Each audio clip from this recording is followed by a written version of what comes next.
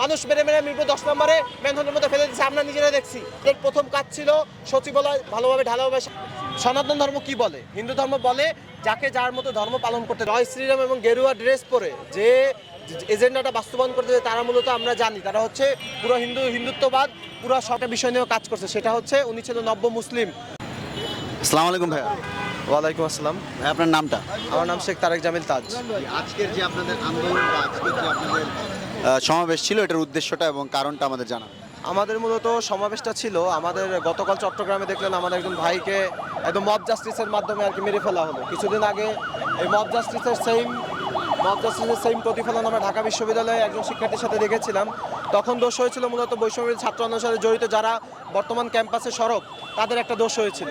কিন্তু আমরা কালকে যেটা দেখতে পারলাম, এই আমাদের অ্যাডভোকেট ভাইয়ের যে হত্যা, এটা একটা পরিকল্পিত হত্যা। এই পরিকল্পিত হত্যা দেশ স্বাধীন হওয়ার পরেও কেন পরিকল্পিত হত্যা হবে? আর যারা হচ্ছে এই যে শেখ হাসিনাকে শক্তিশালী করব, একটা নির্দিষ্ট একটা এজেন্ডা নিয়ে কাজ করতেছে, তারাই মূলত আমাদের ভাইয়ের হত্যার সাথে জড়িত।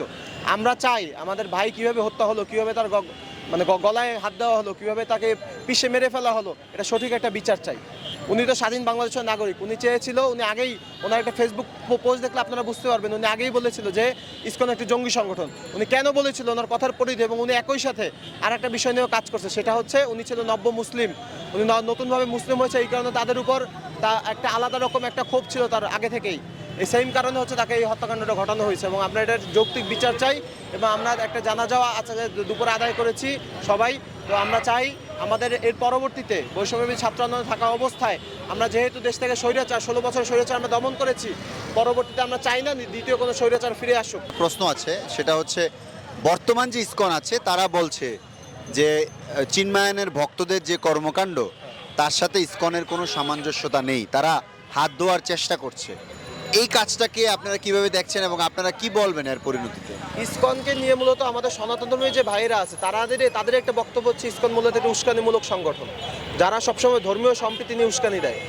যারা মোটামুটি শিক্ষিত, যারা আমাদের শিক্ষিত বর্তমান যে জেনারেশনটা আছে, এই শিক্ষিত জেনারেশনের আপনি সনাতন ধর্মী, হিন্দু ধর্মী ভাই বোনদের সাথে কথা বললে দেখতে পাবেন যে তাদের মধ্যে কিন্তু আগের ওই কুসংস্কারের বিষয়টা নেই। ওরা জয় শ্রীরাম এবং গেরুয়া ড্রেস পরে যে এজেন্ডাটা বাস্তবায়ন করতে, তারা মূলত আমরা জানি তারা হচ্ছে পুরো হিন্দুত্ববাদ পুরো সম্পূর্ণ এশিয়া মহাদেশে ছড়িয়ে দিতে চায়। তারা এই এজেন্ডাটা বিভিন্নভাবে বিভিন্ন দেশে বাস্তবায়ন করছে। একটা মানুষকে সনাতন ধর্ম কি বলে? হিন্দু ধর্ম বলে যাকে যার মতো ধর্ম পালন করতে দাও। ইসলাম ধর্ম কি বলে? সবাই সবার সম্প্রীতি অনুযায়ী ধর্ম পালন করতে দাও। তাদের এজেন্ডা হচ্ছে সবাইকে জয় শ্রীরাম স্লোগান দিতে হবে। আমাদের ভারতে লাখ লাখ মুসলমান ভাইকে, মুসলমানের কথা বাদ দিতে, লাখ লাখ মানুষকে তারা মসজিদের ভিতরে ঢুকে পর্যন্ত মেরেছে, বিভিন্ন রাস্তাঘাটে গুম খুন অজস্র।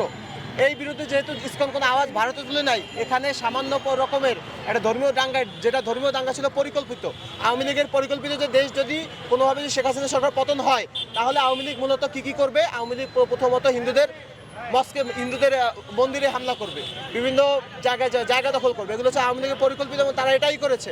তারা চেয়েছিল বৈষম্যবিরোধী ছাত্র আন্দোলনকে অবশ্যই যে কোনো একটা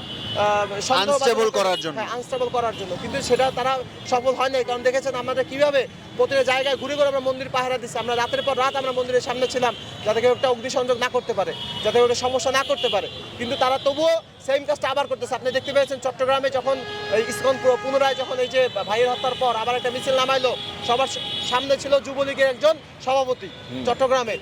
তো এটা কি? এটা সবাই বুঝে যেটা একটা রাজনৈতিক এজেন্ডা বাস্তবায়ন করা এবং বৈশ্বিকভাবে একটা চাপ সৃষ্টি করা ইউনূস সরকারের উপর। এই সরকার আমাদের সরকার, এই সরকারটা প্রস্তাবিত কেন করবেন? দেশের বিভিন্ন আমলাতন্ত্র এখন পর্যন্ত ঢালাওভাবে সাজানো হয় নাই, এখন আমলাতন্ত্র সাজানো হয় নাই। 16 বছরে যারা দুর্নীতি করে আসছে বিভিন্ন জায়গায়, তারা এখনও দুর্নীতি করে যাচ্ছে। সচিবালয় এখন পর্যন্ত ভালোভাবে সাজানো হয় নাই।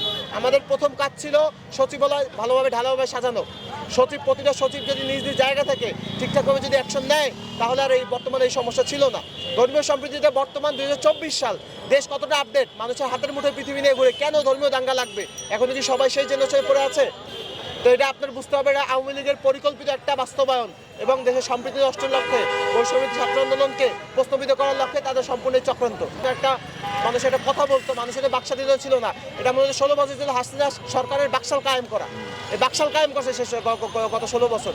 কেউ কথা বলতে পারতো না, কেউ একটা নিজের মতো একটা পোস্ট দিতে পারতো না, সাথে সাথে পুলিশ চলে আসতো বাসায়। এই জিনিসটা আমরা বৈষম্যবিরোধী ছাত্ররা আমরা রাস্তায় জাম দিয়েছি। মানুষ বলে 2000, মানুষ মারা গেছে 10,000-এর উপরে মানুষ মেরে মেরে মিরপুর 10 নম্বরে মেনহনের মধ্যে ফেলে দিচ্ছে, আমরা নিজেরা দেখছি।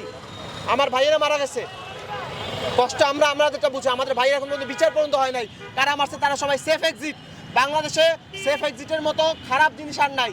সেফ এক্সিট একটা দেশের স্বৈর শাসক যে 16 বছর শপথ করছে, সে কিভাবে সেফ এক্সিট পায় বাংলাদেশ থেকে, কিভাবে তার সকল মন্ত্রীরা যারা দিনের পর দিন এই কাজগুলো করছে তারা কিভাবে সেফ এক্সিট পাবে বাংলাদেশ থেকে। অনেকে বলছে ভারতীয় স্ট্রাকচার অভ্যন্তরে আছে এই জন্য পেয়ে গেছে। এখন বাংলাদেশ একটা দেশ, স্বাধীন দেশ, সে দেশ যদি ভারতের আন্ডারে এখনো চলে, বাংলাদেশের অর্থনীতি অতটা সমৃদ্ধ না। আমরা পারি না আমাদের 16 কোটি 20 কোটি মানুষকে বাংলাদেশে যা উৎপাদন হয় এটা খাওয়াইতে? আমরা কি পারি না? আমাদের কি তেলের অভাব আছে? আমাদের কি গ্যাসের অভাব আছে? আমাদের দিনাজপুর প্রতিটা জায়গায় আমাদের গ্যাসের কোনো অভাব নেই। আমরা ভারতের থেকে কেন বন্দি? চারদিকে বর্ডার থেকে 7 সিস্টার তো আমাদের। স্বাধীন জায়গায় আপনি খবর দেন, 7 সিস্টার কাদের দখল করছে ভারত, সেইভাবে বাংলাদেশ দখল করতে যাচ্ছে, এটা আমরা হতে দিব না।